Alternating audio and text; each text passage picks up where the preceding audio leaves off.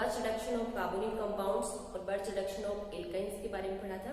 आज अपन स्टार्ट करते हैं birch reduction of aromatic rings.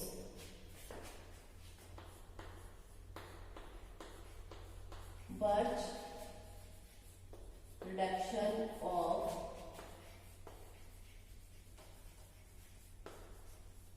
Aromatic rings. Okay, aromatic rings का बर्च रिडक्शन। तो देखो एरोमेटिक रिंग जैसे अपन एग्जांपल ले लेंगे बेंजीन। ओके, तो यहां पर क्या होगा, 1,4 addition of hydrogen will be takes place. वो ले लें लिथियम लिक्विड NH3 और एल्कोहल जैसे क्या ले लिया, एथेनॉल ले लिया। तो यहाँ पर 1,4 addition of hydrogen will be takes place और किसका फॉर्मेशन होगा, साइक्लोहेक्साडाइन, अनकॉन्जुगेटेड साइक्लोहेक्साडाइन।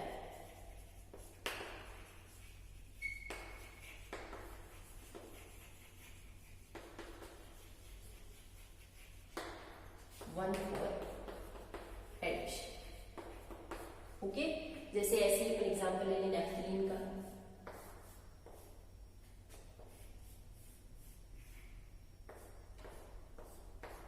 ये नेफ्थलीन है, वही बर्च रिडक्शन दे रहा है।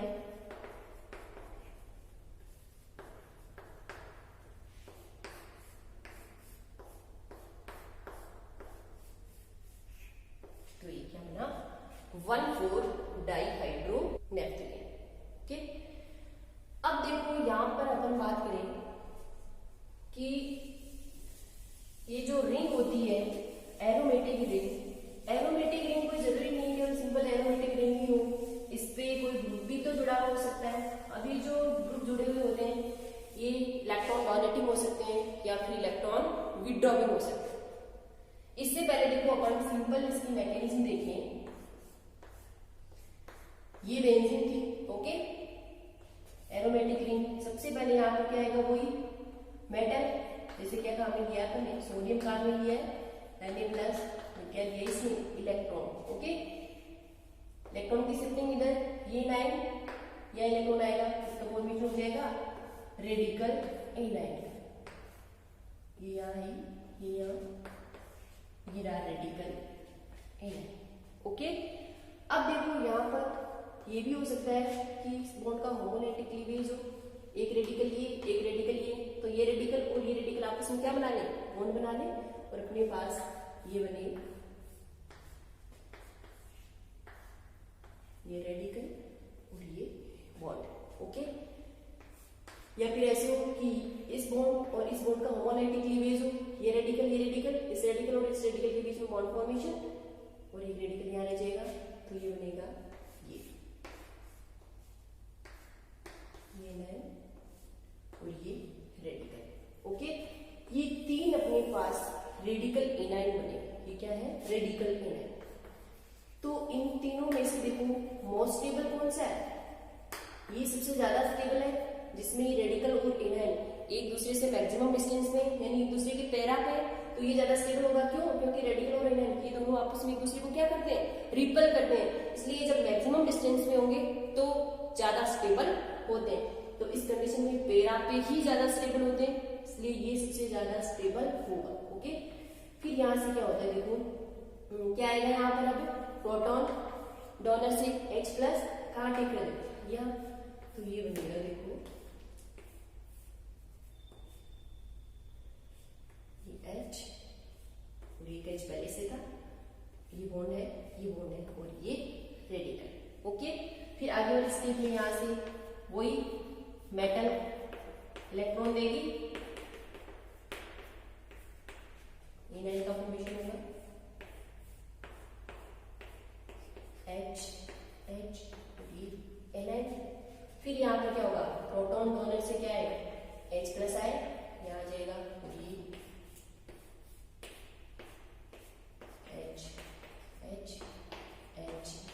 H। देखो तो 1 और 4, 1 2 3 4, तो 1,4 पोजीशन पे ही प्रोटॉन का ऐड हुआ है, तो 1,4 addition of hydrogen will be takes place. तो ये है सिंपल एरोमेटिक कंपाउंड्स के बर्स्ट रिडक्शन की मैकेनिज्म। ओके, अब अपन बात करते हैं कि अगर रिंग पे इलेक्ट्रॉन डोनेटिंग ग्रुप जुड़ा हुआ हो तो बर्स्ट रिडक्शन से कैसे प्रोडक्ट बनते हैं, और इलेक्ट्रॉन विड्रॉइंग ग्रुप जुड़ा हुआ हो तो बर्स्ट रिडक्शन से प्रोडक्ट हम वो कैसे बनते हैं। ओके, तो देखो एक तो अपन ने ये बना लिया कि जब रिंग पे क्या जुड़े हो, इलेक्ट्रॉन रिलीजिंग ग्रुप, यानी इसे कहते हैं इलेक्ट्रॉन डोनेटिंग ग्रुप। दूसरा हो जब रिंग पे इलेक्ट्रॉन विड्रॉइंग ग्रुप जुड़े हुए। ओके, तो देखो electron releasing group decrease the rate of reaction and found on the non reduce position of the product. Decrease the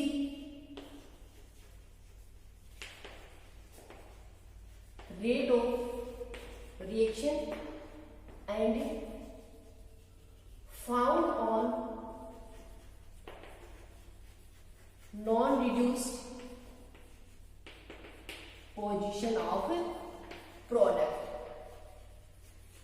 okay, और जब इलेक्ट्रॉन विड्रॉइंग ग्रुप जुड़े हुए हो तो इसका दस क्या हो जाएगा, उल्टा हो जाएगा कि electron withdrawing group increase the rate of reaction and found on the reduced position of product.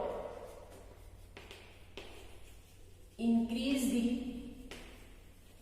Rate of reaction and found on reduced position of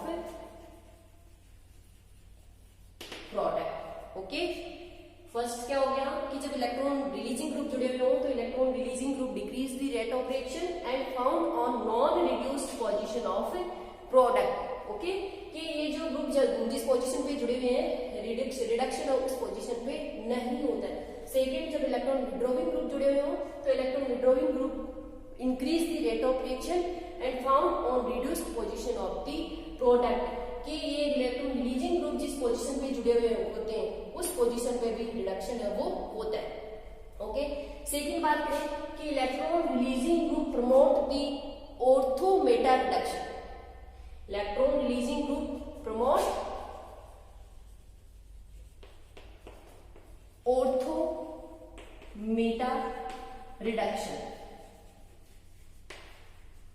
because electron releasing group stabilize electron density on ortho and meta position। क्यों कि जो electron releasing group है वो ortho और Meta reduction को promote क्यों करते हैं, इसे एक्सप्लेन अपन इसके अकॉर्डिंग कर सकते हैं कि ये जो इलेक्ट्रॉन रिलीजिंग ग्रुप है ये इलेक्ट्रॉन डेंसिटी को ऑर्थो और मेटा पोजीशन पे क्या करते हैं, स्टेबिलाईज करते हैं। जबकि जो इलेक्ट्रॉन विड्रॉइंग ग्रुप है, electron withdrawing group promote the ipso and para reduction।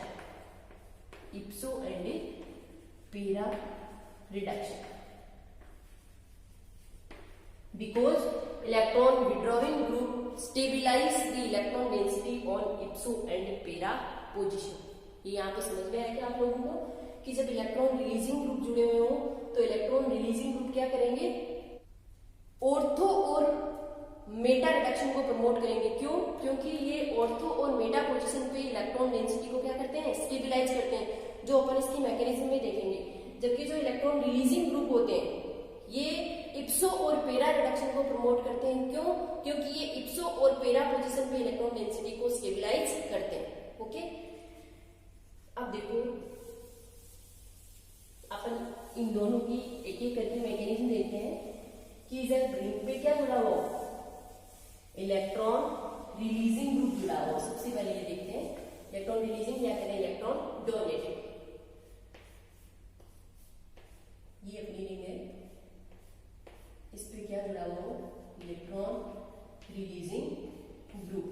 Electron releasing group कौन कौन से होते हैं, एल्किल, एल्कोक्सी, CH3, OCH3, ये किस में आएंगे, इलेक्ट्रॉन रिलीजिंग या डोनेटिंग ग्रुप में आते हैं। देखो इलेक्ट्रॉन रिलीज करेंगे यानी इलेक्ट्रॉन की शिफ्टिंग किधर होगी, आगे की ओर होगी, क्योंकि इधर से इसको इलेक्ट्रॉन देंगे तो यहाँ नेगेटिव और यहाँ क्या बनेगा रेडिकल, और यहाँ पे क्या काम करेगा, जो मेटल अपन ने ली है वो इलेक्ट्रॉन देगी, तो इलेक्ट्रॉन कहाँ रेडिकल कहाँ बनेगा यहाँ, तो ये अपने पास ये चीज आएगी, ये नेगेटिव और ये इलेक्ट्रॉन रिलीजिंग ग्रुप, और ये क्या हो गया अपना रेडिकल। ओके, अब देखो यहाँ ये भी हो सकता है कि इस बॉन्ड का होमोलैटिक क्लीवेज हो, तो यहाँ रेडिकल और यहाँ रेडिकल, तो इस रेडिकल और इस रेडिकल के बीच में बॉन्ड फॉर्मेशन, रेडिकल कहाँ रह जाएगा यहाँ, यानी ये बन सकता है नेगेटिव, ये रेडिकल और यहाँ रेडिकल बना, यहाँ रेडिकल, तो इस रेडिकल और इस रेडिकल के बीच में बॉन्ड फॉर्मेशन हो गया इलेक्ट्रॉन रिलीजिंग ग्रुप। ओके, या फिर ऐसे बना ले कि ये बॉन्ड क्लीवेज इसका होमोलैटिक क्लीवेज, तो यहाँ रेडिकल और यहाँ रेडिकल, तो इस रेडिकल और इस रेडिकल के बीच में बॉन्ड फॉर्मेशन हो जाएगा, रेडिकल कहाँ रहेगा यहाँ,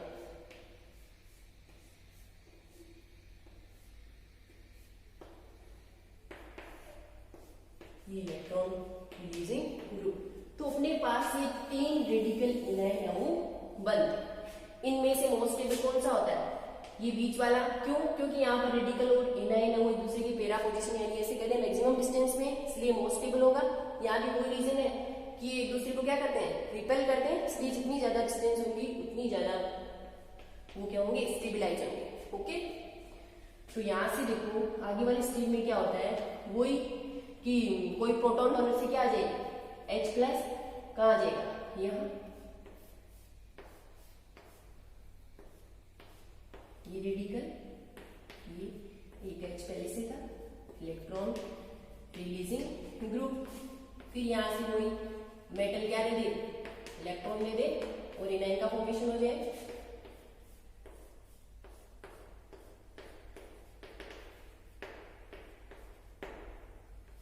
H H ये नेगेटिव, फिर यहाँ पर प्रोटॉन डोनर से प्रोटॉन आ जाए, ये बन जाए H H, एक H पहले से था, एक H आ गया, इलेक्ट्रॉन रिलीजिंग ग्रुप।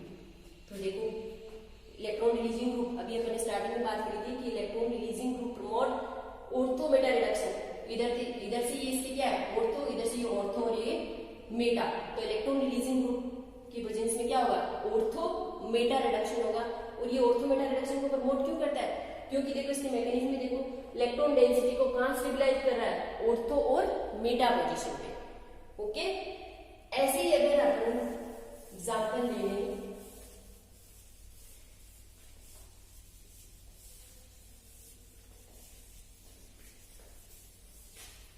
ये जैसे रिंग है, ओके, रिंग पे क्या जुड़ा हुआ है CH3 जुड़ा हुआ है, वही लिथियम लिक्विड NH3 साथ में ले लिया अपन ने एथेनॉल, या फिर रिंग पे कोई OCH3 मेथोक्सी ग्रुप जुड़ा हुआ हो, सोडियम लिक्विड NH3 और कोई भी एल्कोहल प्रोटॉन डोनर के रूप में। ओके, तो यहाँ पे देखो दोनों ही क्या है इलेक्ट्रॉन डोनेटिंग है, इलेक्ट्रॉन रिलीजिंग ग्रुप है, रिडक्शन कहाँ होगा ऑर्थो और मेटा पोजीशन पे,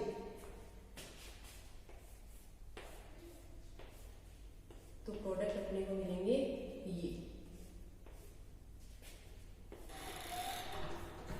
ये रहा OCH3।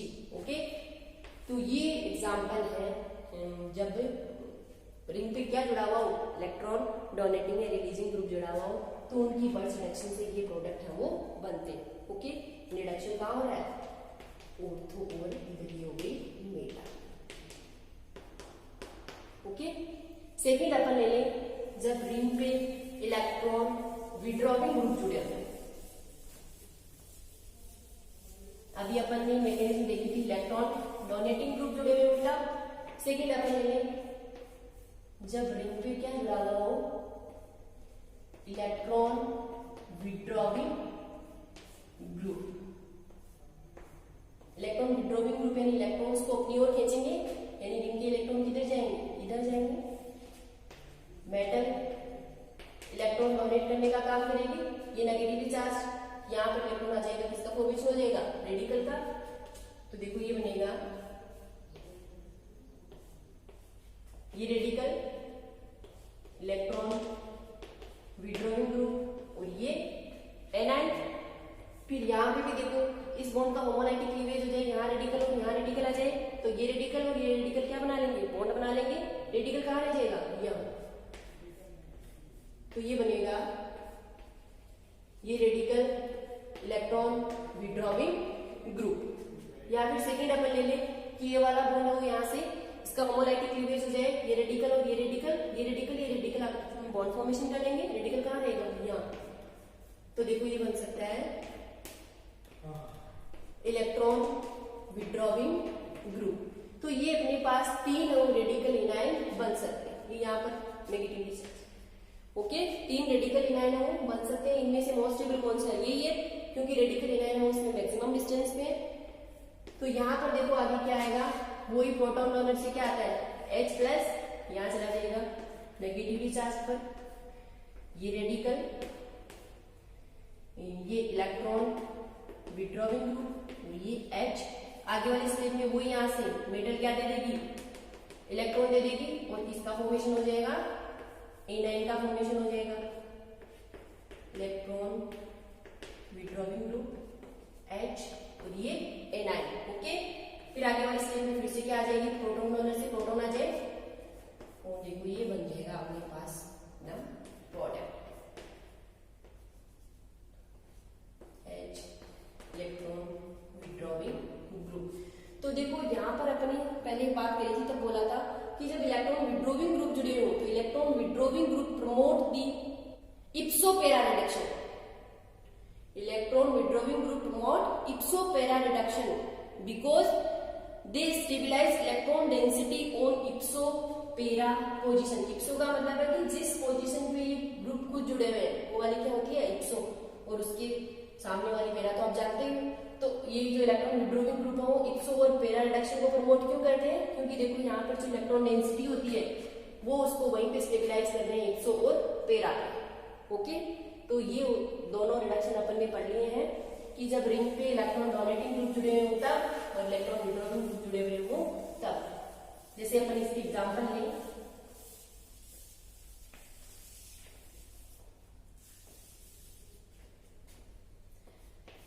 ये है CWH। ये जो CWH या फिर CHO या फिर CO, ये सब क्या है, इलेक्ट्रॉन विड्रॉइंग ग्रुप है।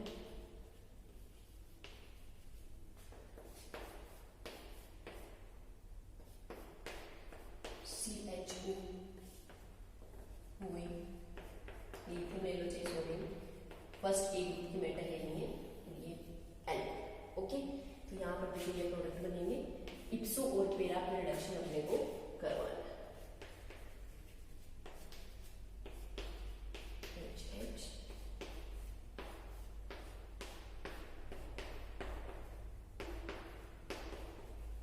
ओके। तो ध्यान रखना जब रिंग पे इलेक्ट्रॉन डोनेटिंग ग्रुप जुड़े हुए हों तो ऑर्थो और मेटा पर रिडक्शन करवाना है, और जब इलेक्ट्रॉन विड्रॉइंग ग्रुप जुड़े हुए हों तो इप्सो और पैरा पर रिडक्शन है वो करवाना है। तो ये बहुत इंपॉर्टेंट है, यहाँ से बहुत बार एग्जाम्स में क्वेश्चन आते हैं, कॉम्पिटिशन एग्जाम्स में तो आते ही आते हैं, अपनी यूनिवर्सिटी के एग्जाम्स में भी क्वेश्चन आते हैं कि राइट शॉर्ट नोट और बर्थ रिडक्शन, और तो इनके मैकेनिज्म वगैरह सब आप लोगों को आनी चाहिए। बर्थ रिडक्शन के कुछ आगे का पार्ट हम नेक्स्ट क्लास में देखेंगे।